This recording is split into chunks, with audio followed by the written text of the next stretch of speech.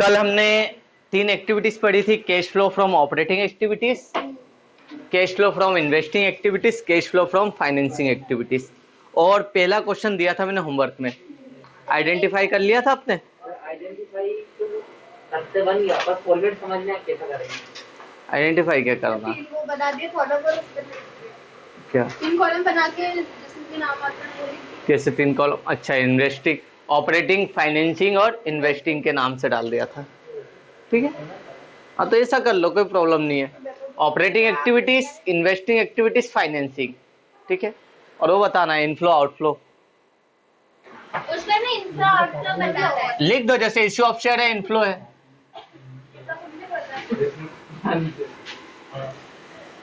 Ayush, paper बताना तो last year का 20 का, उसमें क्या आया था इसमें का?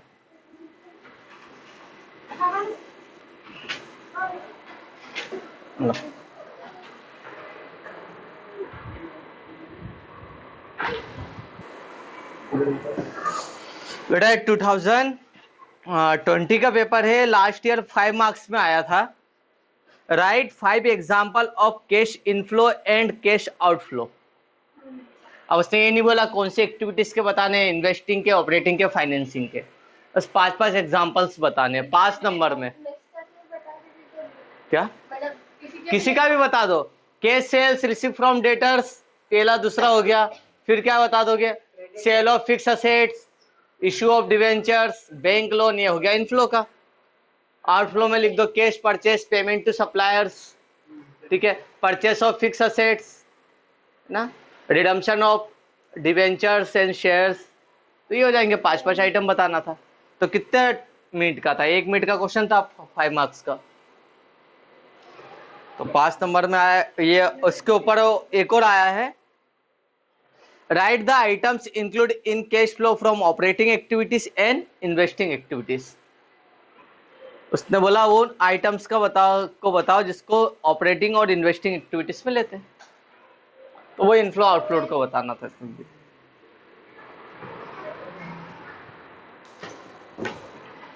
बताओ। चलिए, ये 3 एक्टिविटीज हो जाने के बाद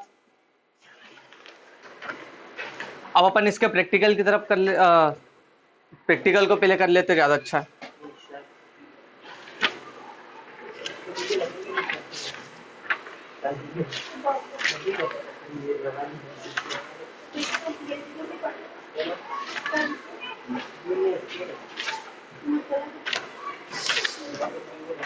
चलो बेटा, अब निकाल लो इसका क्वेश्चन नंबर।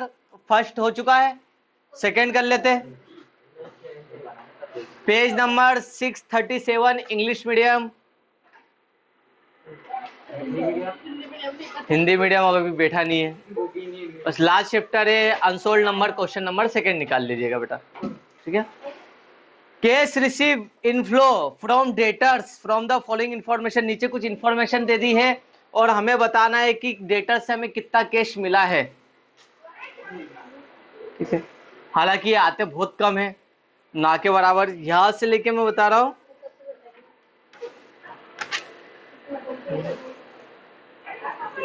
बेटा 1 से लेके 4 तक तो एकदम ना के बराबर कभी पूछा नहीं है, लेकिन कभी पूछ ले तो आना भी चाहिए। तो इसके लिए क्या कर सकते हैं, 11th में हमने बनाया था डेटर्स अकाउंट। याद है किसी को कुछ डेटर्स अकाउंट? बनाया था। चलो रूल थोड़ा अपन देख लेते हैं। Debtors account, question number second.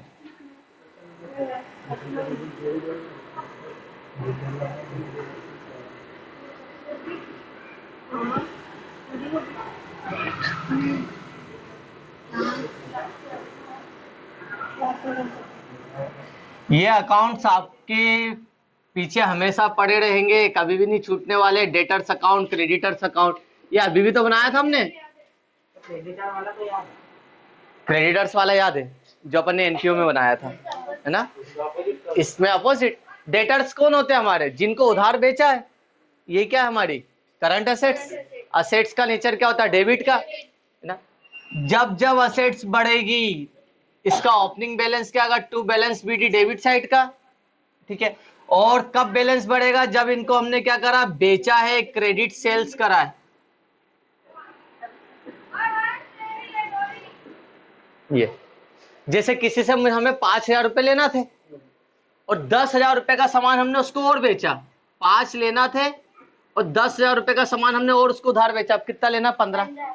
अब कम कब होगा, जब वो हमें कैश देगा, उससे कैश मिला तो बाय कैश, उसने बैंक से पेमेंट दिया तो बाय बैंक, हमने उसको डिस्काउंट दिया तो बाय डिस्काउंट,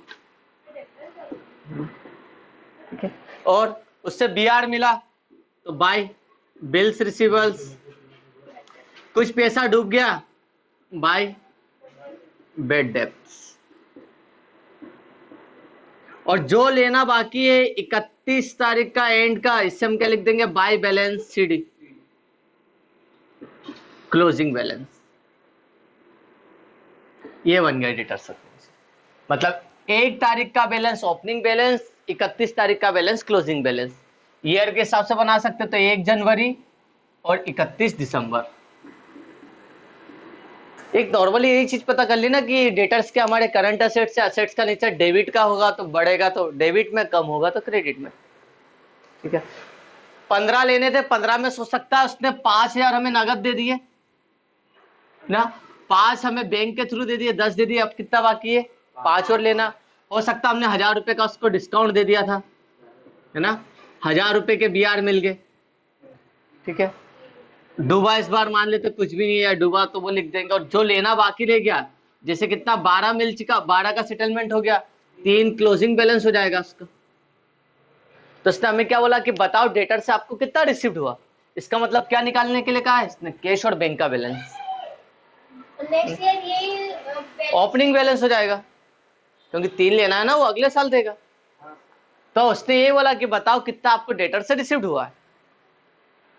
तो क्या कहा उसने, ओपनिंग बैलेंस दे रखा डेटर्स का 25,000 रुपए लेना थे उससे, तो टू बैलेंस बीडी 25,000। कितनी तारीख की डेट, 1 अप्रैल 2017, 2017 1 अप्रैल, है ना। तो 1 अप्रैल ओपनिंग बैलेंस है तो 31 मार्च क्लोजिंग बैलेंस होगा। 31 मार्च 2018, 12 महीने 18 में कंप्लीट होंगे, ठीक है। क्लोजिंग बैलेंस, क्लोजिंग बैलेंस कितना है इसका, 85,000 रुपए लेना थे, 25 लेना था साल के स्टार्टिंग में और एंडिंग में 85,000 लेना, मतलब हमने उसको बहुत सारा सामान उधार बेच दिया होगा। देखो क्या कहा उसने, कितना उधार बेचा उसको हमने, 6,25,000 का। सेल्स रिटर्न तो लिखा ही नहीं इसमें अपन ने, नुकसान नहीं हुआ, कितने की, 6,25,000। तो 25,000 तो पुराने लेना था, 6,25,000 की सेल कर दिया, उससे लेना 6.5 लाख रुपए। डेट नहीं दे रखी तो छोड़ देंगे वहां पर, ठीक। अब इसमें से कुछ ना हमें वापस करा, सेल्स रिटर्न करा है,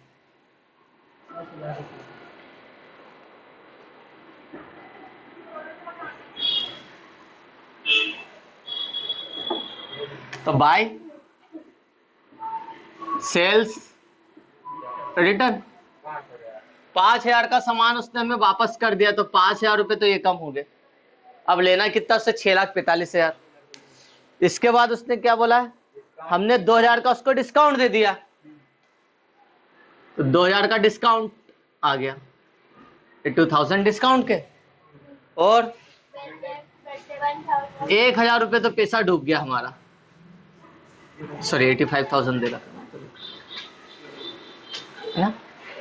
इसका मतलब, और 85,000 उसने बोला अगले साल देंगे, मतलब बाकी का पैसा उसने दे दिया होगा बाय कैश या बैंक के थ्रू दे दिया होगा। निकाल लेते डिफरेंस अमाउंट। टोटल 6,50,000 लेना था, 6,50,000 में से कितने का सेटलमेंट हो गया, 93,000 का। 6,50,000 लेना था, है ना, इसमें से 93,000 को माइनस कर दो, इसका मतलब डिफरेंस अमाउंट हमें मिल गया होगा 7, 14 में से 9 गया 5, 5,57,000 रुपये आपको मिल चुके होंगे, 5,57,000। ये आ गया आंसर। तो basic debtors account, creditors account आना चाहिए।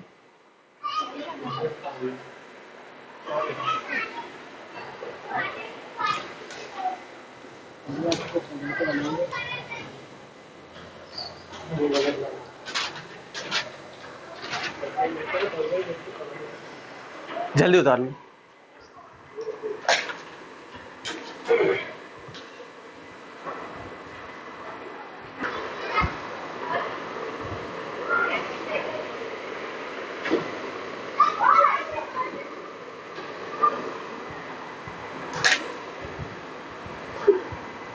चलो बेटा अगला करते।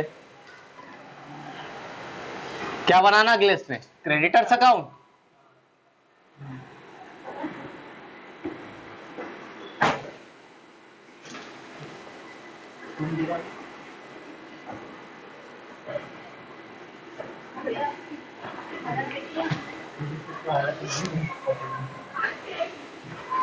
चलो बेटा क्रेडिटर्स अकाउंट बनाते हैं।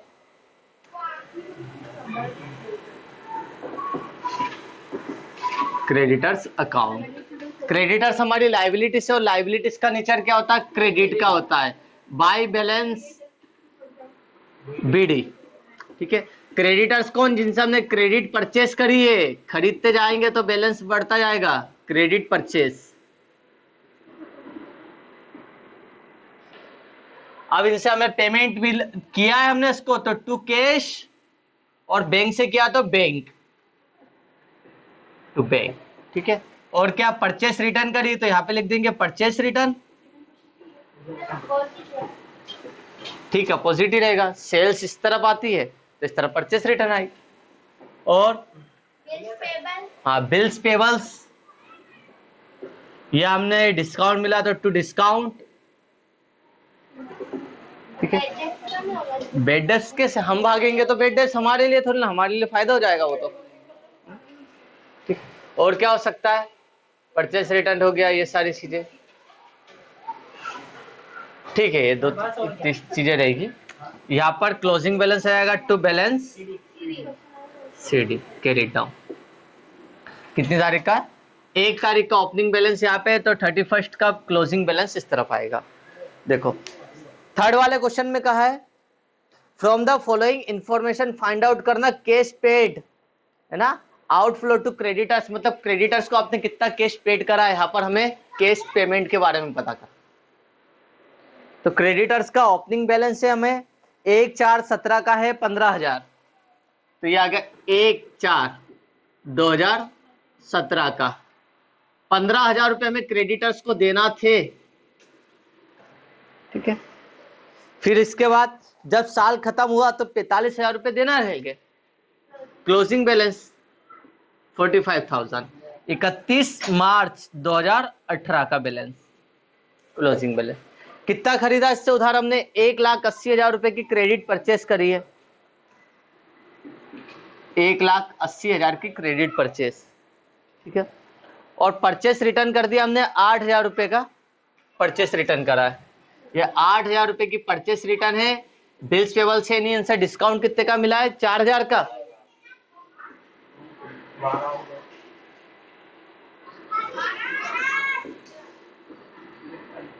क्वेश्चन नंबर 3 है। 15,000 पिछले साल के देना था, 1,80,000 रुपए का इस साल आपने उधार सामान खरीदा, उसको टोटल 1,95,000 देना है। इसमें से हमने 8,000 रुपए का सामान उसको वापस कर दिया, कम करेगा। ठीक है, 4,000 का उसने हमें डिस्काउंट दे दिया, और 45,000 हमने क्या बोला अगले साल देना बाकी रह गए, कि ये अगले साल देंगे। तो इसका मतलब कितना दे दिया होगा? डिफरेंस अमाउंट इसमें देख लेते हैं। 1,95,000 इसमें से माइनस कर दो कितने को? 57,000 को। तो 1,95,000 माइनस 57,000, 3 0 है ना, 15 में 7 गया 8, और 8 में 4 गया 3, 1,38,000 का पेमेंट हमने उसको कर चुके। ये आउटफ्लो है हमारे लिए टू कैश में। आ गया 1,38,000। ठीक है, कर लो, कोई फर्क नहीं पड़ता, ऊपर नीचे लिख सकते हैं आराम से। हो गया। बैलेंस सीडी को तो नीचे ही लिखा करो पर क्लोजिंग बैलेंस को। बेटा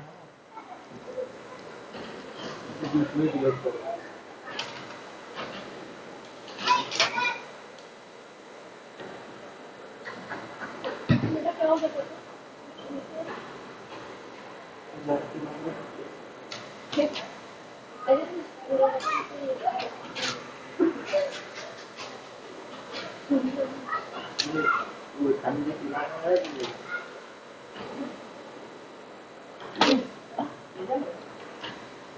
अगला क्वेश्चन देखो क्या कर सकते हैं इसमें।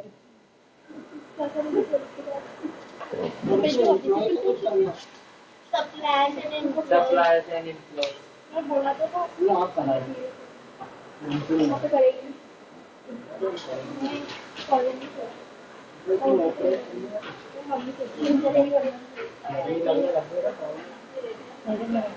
दिमाग लगेगा इसमें थोड़ा सा, ज्यादा तो नहीं। आप लगाओ फिर हम लगाएंगे। पूरा लगा के इसलिए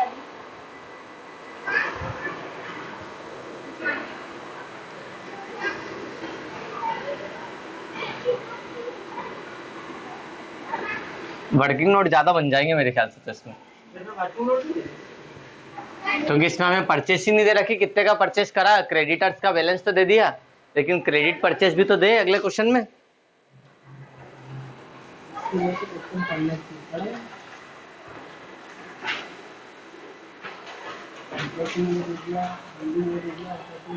चलो बेटा क्वेश्चन नंबर 4 है ना, 4 देखो क्या कहा है। चला, फ्रॉम द फॉलोइंग इंफॉर्मेशन, नीचे दी गई सूचनाओं के आधार पर यू आर रिक्वायर्ड, आपको आवश्यकता है कैलकुलेट करना cash paid to suppliers and employees. बताओ आपने टोटल अपने एम्प्लॉइज को और सप्लायर्स को कितना पेमेंट करा है। कॉस्ट ऑफ गुड्स सोल्ड है 5 लाख का, याद है formula, opening plus purchase minus closing, है ना, इजिकल टू, हाँ डायरेक्ट एक्सपेंसेस भी है, और minus closing stock is equal to cost of goods sold. Creditors का ओपनिंग बैलेंस है, क्लोजिंग बैलेंस है और ऑपरेटिंग एक्सपेंसेस दे दिए। तो चलो क्रेडिटर्स का ओपनिंग बैलेंस लिख लेते, कितना है 30,000 ओपनिंग बैलेंस, डेट नहीं दे रखी है तो 1 तारीख का मान लेते, 1 जनवरी का ओपनिंग है मान लेते, और क्लोजिंग बैलेंस मान लेते 31 तारीख का, टू बैलेंस सीडी 28,000 कितना है 28,000, 28,000 का क्लोजिंग बैलेंस है। अब परचेस और पता चल जाए तो अपना काम हो जाएगा। अब परचेस निकालने के लिए क्या करें, ये तो ऐसे ही आ गया जैसे पहले चैप्टर में होता था। हाँ परचेस कैसे निकाले, ओपनिंग स्टॉक दे दिया है, क्लोजिंग स्टॉक दे दिया है, एक बार कॉस्ट ऑफ गुड्स सोल्ड का फॉर्मूला लिख दो, आ जाएगा वर्किंग नोट में, cost of goods sold is equal to opening stock plus, है ना, परचेस प्लस डायरेक्ट एक्सपेंसेस, इसमें से माइनस कर देते हम क्लोजिंग स्टॉक। चलो कॉस्ट ऑफ गुड्स सोल्ड दे रखा कितना है 5 लाख, ओपनिंग स्टॉक कितना है 80,000, सॉरी परचेस तो निकालना ही है और यहां से निकल जाएगी, अपना आंसर आ जाएगा। डायरेक्ट एक्सपेंसेस नहीं दे रखा है, कहाँ दे रखा, देख ऑपरेटिंग एक्सपेंस है, डायरेक्ट एक्सपेंसेस नहीं है, तो उसको हटा ही देंगे ना। हाँ नहीं लेंगे। माइनस क्लोजिंग स्टॉक कितना है 1,20,000। तो चलो कर लेते हैं अब आगे, ब्रैकेट क्या, इसको ब्रैकेट खोल ही दो ना, 1,20,000 प्लस का और 80,000 माइनस का, तो माइनस 40,000, 5 लाख और इधर को कर लो माइनस, इधर का इधर आके क्या हो जाएगा प्लस पे, प्लस 40,000 इजिकल टू परचेस। तो यहाँ पर परचेस आ गई हमारी 5,40,000 रुपीज की परचेस आ गई। इसे ही हम क्या मानते हैं, क्रेडिट परचेस मान लेते हैं। कुछ नहीं दे रखा तो हमें मानते पूरा परचेस हमने उधार करा। सर क्या? ये 20,000 तो माइनस का है ना? हाँ तो सही तो करा, आप जोड़ो, ये माइनस का और ये प्लस का, माइनस तो माइनस 40,000 और माइनस 40,000 इधर आके प्लस का हो गया 40,000, तो आ गया है ना। इसका मतलब हमारी क्रेडिट परचेस कितने की हुई है, 5,40,000 की। नीचे वाला एक और पूरा नंबर। ये वाला चल ठीक है, इसको तो सॉल्व कर ले पहले, और करवा देता हूँ, हाँ सर एक स्टेप करवा दो। एक स्टेप और बढ़ा लो, ज्यादा अच्छा है।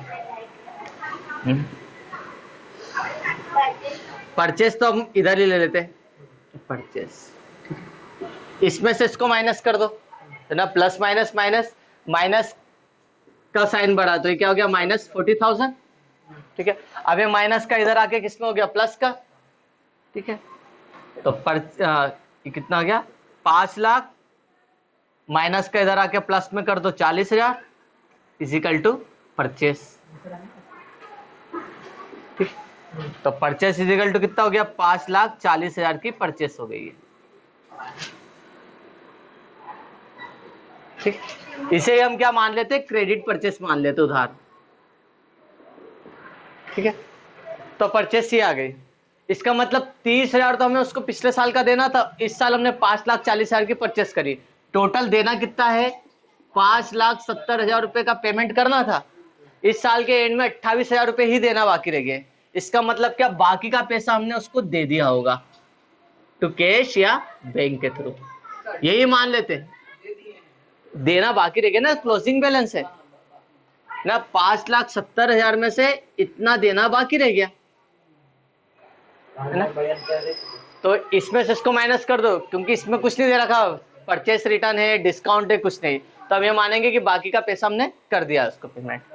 5,70,000 में से माइनस कर देते 28,000 को, 002, ठीक है, 6 में से 2 गया 4, 5,42,000, तो 5,42,000 का पेमेंट हमने किसको करा, अभी क्रेडिटर्स को। अभी आंसर नहीं है, तो पहला तो ये हो गया है ना। उसने क्या बोला, बताओ टोटल पेमेंट आपने कितना करा, क्रेडिटर्स को, सप्लायर्स को और एम्प्लॉय को, तो यहां पर हम बता सकते हैं कितना है,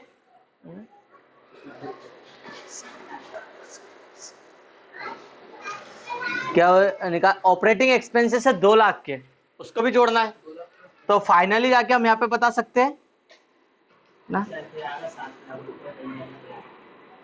कैश पेड टू सप्लायर्स, है ना, एंड किसका पेमेंट है, एम्प्लॉइज।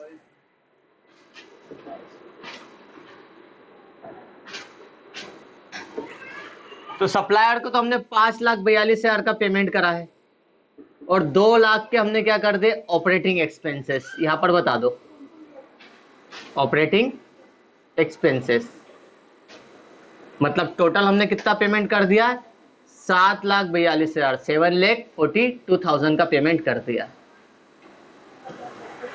ये हो गया, ज्यादा बड़ा नहीं था ये, है ना। एक कॉस्ट ऑफ गुड्स सोल्ड का फॉर्मूला निकालना है, बाकी ये तो वर्किंग नोट में भी क्या था, फॉर्मूला लगा के अपन अमाउंट लिख रख दिया इसका।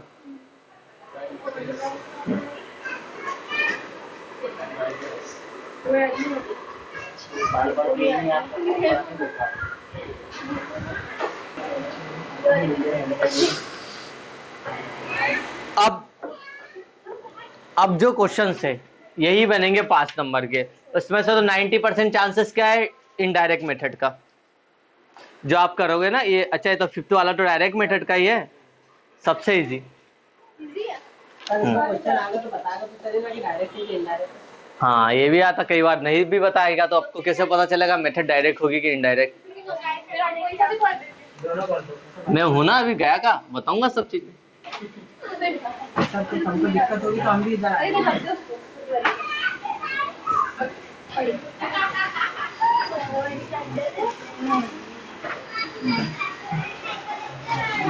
देखो बेटा, कैश फ्लो फ्रॉम ऑपरेट, हमने 3 एक्टिविटीज का पढ़ा था, इसमें सबसे मेन एक्टिविटी है बिजनेस की cash flow from operating activities. अब हमें इसमें यही करना, cash flow from operating activities, question number 5 calculate करना है cash flow from operating activities from the following information, ना इनडायरेक्ट नहीं डायरेक्ट मेथड का कहा है ना, मतलब इसकी ऑपरेटिंग एक्टिविटी को कैलकुलेट करने की 2 मेथड है, डायरेक्ट और इनडायरेक्ट।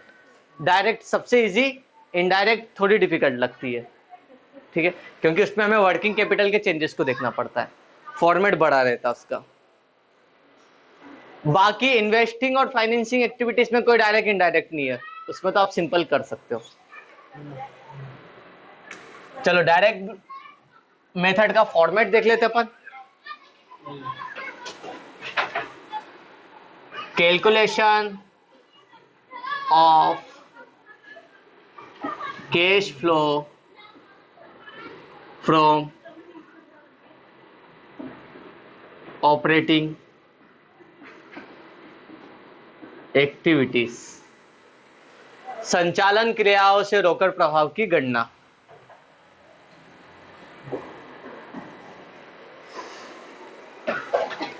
इसमें वो नहीं दे रखा ना,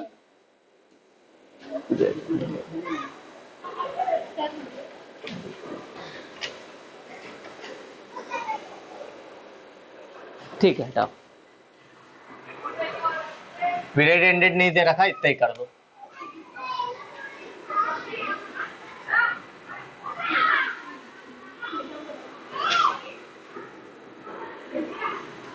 अमाउंट, नेट अमाउंट का बनाना है, 2 कॉलम नॉर्मली बना लेना चाहिए क्या, बट हाँ बना लो 2 कॉलम।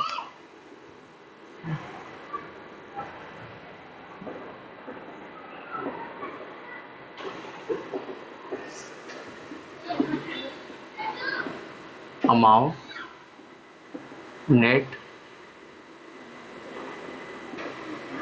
अमाउंट, इसमें बीच में एक लिख लेना, बाय डायरेक्ट मेथड, प्रत्यक्ष विधि द्वारा संचालन क्रियाओं से रोकड़ प्रभाव की गणना, डायरेक्ट मेथड से। डायरेक्ट मेथड में हमें नॉर्मली क्या देखना है कि कहां कहां से कैश मिला और कहां कहां कैश गया, कैश इनफ्लो और आउटफ्लो को देखना है बस। तो हम देख सकते हैं सबसे पहले कैश इनफ्लो, कहां कहां से कैश आता है ऑपरेटिंग में, कैश सेल से। दूसरा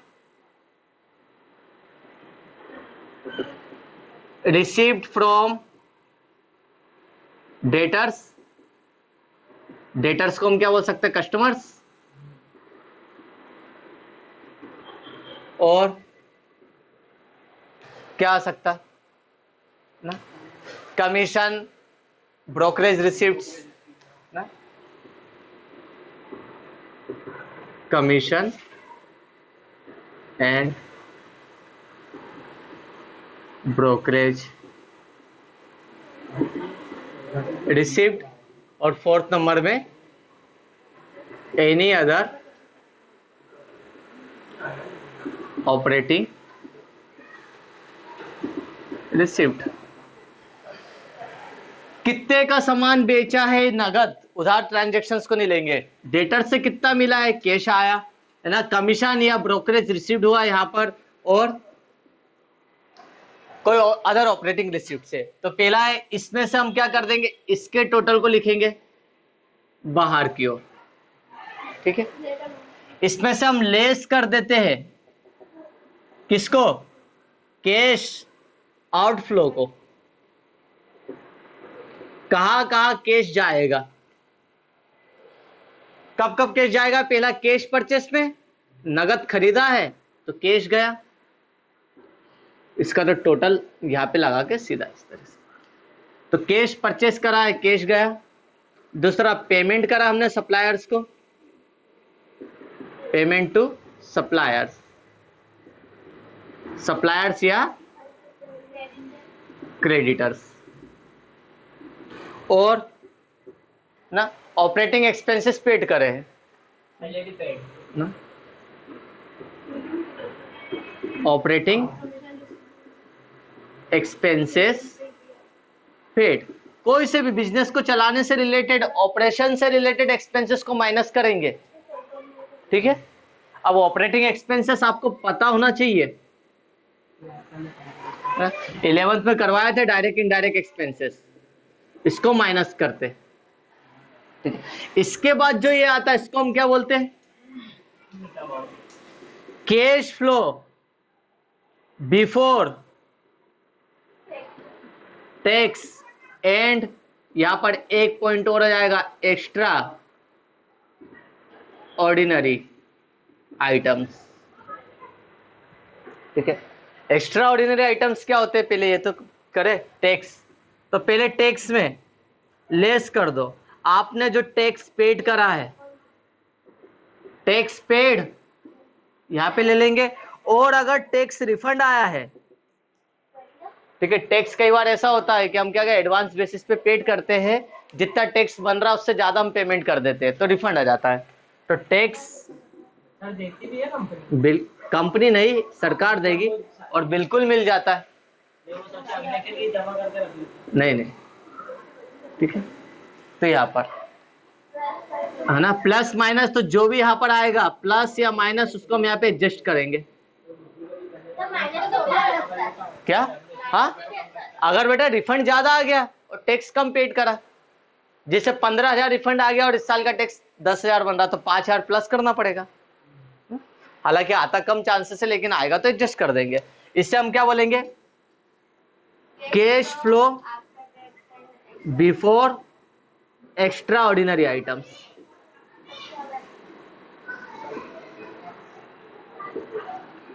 अब एक्स्ट्रा ऑर्डिनरी आइटम्स क्या होते हैं, मतलब ऐसी इनकम या ऐसे एक्सपेंसेस जिसका रिलेशन बिजनेस के ऑपरेशन से ही है, लेकिन ये कभी सभी होते हैं। अप्राकृतिक घटनाओं के कारण जो व्यापार के संचालन पर जो प्रभाव पड़ता उसकी प्राप्ति, जैसे हमारे बिजनेस में बाढ़ आ गई थी, ठीक है, तो सरकार, बाढ़ आने के कारण सब आसपास का सामान डूब गया, तो बीमा कंपनी से हमें इंश्योरेंस क्लेम मिला, तो बिजनेस का नुकसान तो हुआ, ऑपरेटिंग का पार्ट है, लेकिन ये क्या है, अप्राकृतिक घटना है, एक्स्ट्रा ऑर्डिनरी आइटम है, तो आप क्लेम रिसीव यहाँ पे कर दोगे कि पैसा तो गया लेकिन आया है, ये किसका, एक्स्ट्रा ऑर्डिनरी का, ठीक है।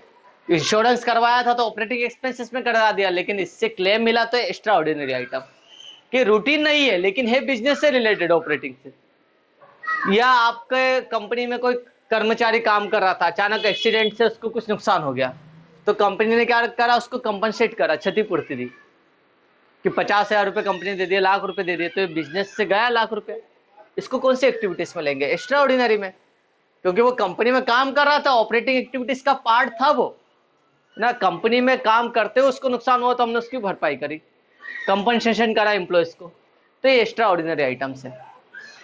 या गवर्नमेंट से क्या हुआ, हमें सहायता मिल गई, फ्लड रिलीफ, बाढ़ से हमें क्या मिल गया, सरकार से, क्लेम तो मिलता है इंश्योरेंस कंपनी से, लेकिन की सरकार की तरफ से भी कुछ सहायता मिलती है, तो ये क्या पड़ जाएगा, एक्स्ट्रा ऑर्डिनरी आइटम में।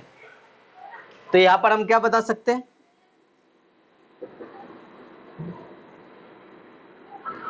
है ना, क्लेम रिसीव्ड, क्लेम रिसीव्ड हुआ है फॉर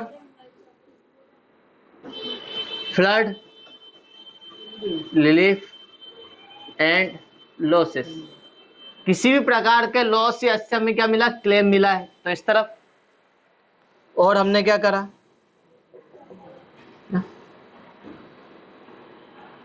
कंपनसेशन पेड करा हमने,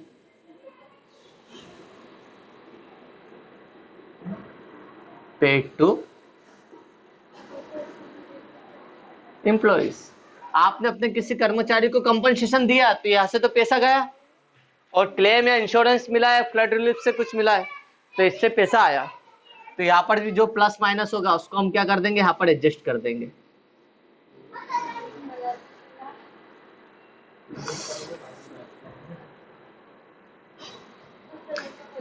फाइनली यहाँ पे जाएगा आपका कैश फ्लो फ्रॉम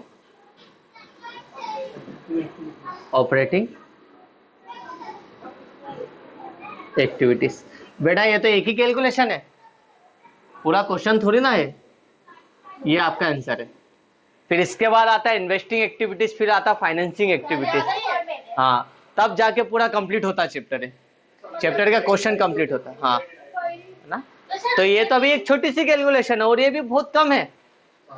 अब एक बात बताओ, जब हमें आईपीसीसी में जब सीए करते थे तो 16 नंबर का एक क्वेश्चन है, सीए में 16 नंबर का एक क्वेश्चन है। अब इतना सा नहीं है, फॉर्मेट तो 2-2.5 पेज का बनता ही बनता है। अब आपको याद रखना, केस रिसीव फ्रॉम डेटर्स, तो ये निकालने के लिए हमें डेटर्स अकाउंट बनाना पड़ता था, वहां से निकलता था केस रिसीव्ड जो अभी अपन ने निकाला, फिर उसका अमाउंट यहाँ पे निकलता था। तो इसके लिए हमें डेटर्स अकाउंट, सेल्स निकालने के लिए हमें फिर क्या करना पड़ता था, डेटर्स अकाउंट में से सेल्स निकल जाती थी, ठीक है।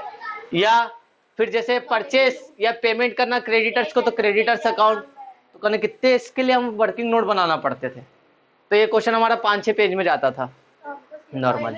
अभी आप सीए नहीं कर रहे हो, आप ज्यादा बड़े लेवल पे भी नहीं कर रहे हो, इसलिए एक छोटा सा आपको वर्किंग नोट दिया, कैलकुलेशन दी है ना। ये कैलकुलेशन है बेटा। और अभी अपने डायरेक्ट मेथड करी है, बहुत इजी है ये। इसमें हमने करा क्या था, इनफ्लो, यहाँ से कैश आया, इधर ध्यान दो, आपने करा क्या, कैश आया और गया, माइनस करा, तो ये तो हेडिंग ही बता देगी आगे क्या करना है। Cash flow before tax and extraordinary item, तो टैक्स का एडजस्टमेंट कर दिया और फिर किसका कर दिया, एक्स्ट्राऑर्डिनरी आइटम्स का। तो डायरेक्ट मेथड सबसे इजी मेथड है, वो दिख रहा बड़ा है, ठीक है, लेकिन टफ नहीं है। ये कर लो तो ज्यादा अच्छा है। अभी अपन प्रैक्टिकल करेंगे, बहुत इजी है। करो, उतारो पहले इसको।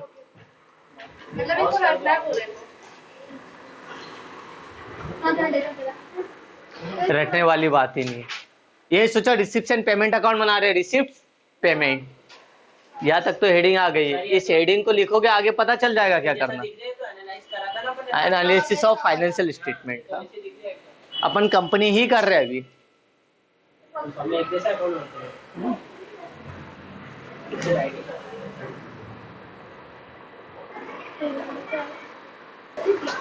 चलो बेटा एक क्वेश्चन अपन देख लेते हैं, क्वेश्चन नंबर 5।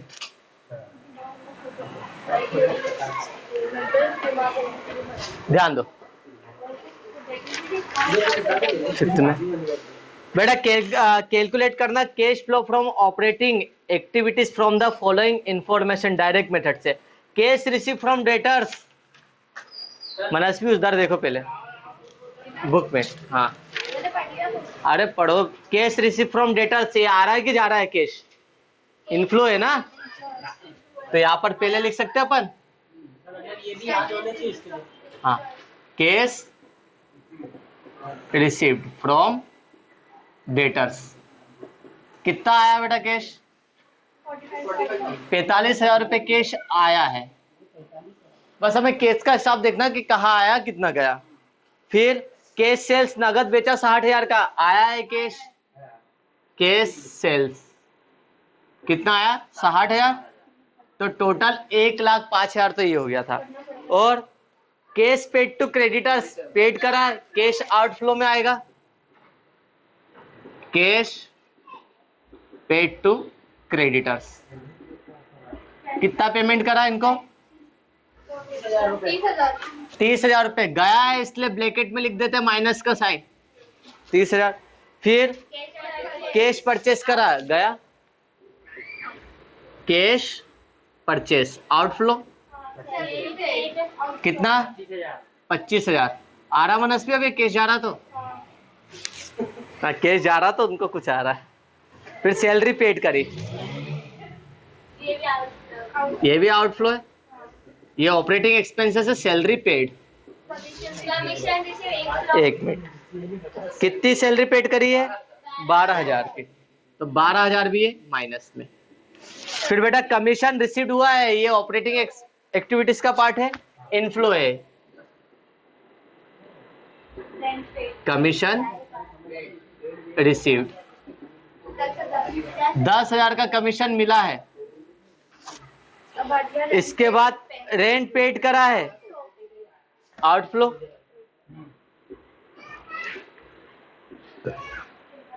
रेंट पेड कितना 5,000 का किराया दिया। और हाँ ये भी ऑपरेटिंग का पार्ट है। Administration expenses paid. बेटा इसके अंदर हम आउटस्टैंडिंग एक्सपेंसेस को नहीं लेंगे, कैश जाएगा तो लेंगे। कितना? 4,000 रुपए का एक्सपेंस ये पेड करा। अब इसके नीचे देखो, इंश्योरेंस क्लेम, ये क्या है? एक्स्ट्रा ऑर्डिनरी आइटम है, नीचे आएगा। इसके बाद इनकम टैक्स पेड करा है, वो भी, और टैक्स का रिफंड, ये भी टैक्स में आएगा। इसका मतलब हमारे पास कैश आया कितना था, यहाँ पर बता देंगे। टोटल हमारे पास 1,15,000 का कैश आया है, तो ये कैश इनफ्लो 1,15,000। और कैश गया कितना? इन सबका टोटल 50, 60, 70,000 और 79,000, नहीं 76 तो नहीं आएगा, एक मिनट, 76 आएगा। 50, 60,000, 60, 10, 70, 70 और 76,000, 76,000। तो बेटा 76,000 तो हमारी जेब से गया, जगह ही नहीं बची क्या? 76,000 हमारी जेब से गया। 6,000, में से माइनस कर। हाँ, तो देखो इतना आया और इतना गया, तो कितना बचा? 1,15,000 कैश आया था और कितना गया, माइनस कर दो इसमें से 3 0, 15 में से 6 गया 9, ठीक है, 10 बचा, 10 में 7 गया 3, 39,000। इसे हम क्या बोलेंगे? Cash flow before tax and extra ordinary item,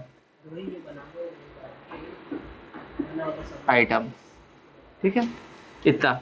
अब इसमें से हमने टैक्स कितना पेड कर दिया, देखो हमने इनकम टैक्स पेड करा है, 13,000 रुपए का टैक्स पेड करा है, तो 13,000 रुपए तो इनकम टैक्स। अब क्योंकि हमने क्या लिखा है, सबसे पहले टैक्स का एडजस्टमेंट कर दो, तो 13,000 का हमने गवर्नमेंट को टैक्स दिया, ज्यादा टैक्स दे दिया था तो 2,000 का रिफंड आ गया, तो टैक्स रिफंड प्लस में आएगा 2,000, है ना। मतलब हमने टोटल कितना टैक्स पेड करा है? 11,000 रुपए माइनस कर देंगे, तो कितना हुआ? 28,000। ये कौन सा कैश फ्लो है? Cash flow before extra ordinary item, 28,000 का कैश है। अब 50,000 रुपए हमें बीमा कंपनी से मिला है, लॉस ऑफ स्टॉक, है ना, कुछ आग लग गई हो गई या टूट फूट हो गई होगी, तो बीमा कंपनी से हमें मिला है, तो यहाँ पे लिख देंगे क्लेम रिसीव्ड ना फॉर लॉस ऑफ स्टॉक, तो ये आया है, ऐड कर देंगे, इसको रफ कर दो, यहाँ पे लिख दो claim received for loss of stock. कितने का क्लेम मिला है? 50,000 का। तो टोटल हमारे पास कितना कैश पड़ा है अभी? Cash flow from operating activities से 78,000 का। टफ था, मतलब फॉर्मेट का नहीं, एक बार अपन करेंगे आ जाएगा। इनडायरेक्ट में टाइम लगेगा। तो बेटा ये तो था क्वेश्चन नंबर 5, बड़ा लग रहा, 5 मार्क्स में आ जाए तो बहुत अच्छी बात है। बेटा जो वीडियो देख रहे हैं उनको क्वेश्चन नंबर 9 होमवर्क में करना है और आपको भी करना है, इसमें भी डायरेक्ट मेथड से करना, ऑपरेटिंग एक्टिविटीज। तो एनालिसिस में तो अच्छा से प्लस माइनस करके परसेंटेज निकालना देते थे।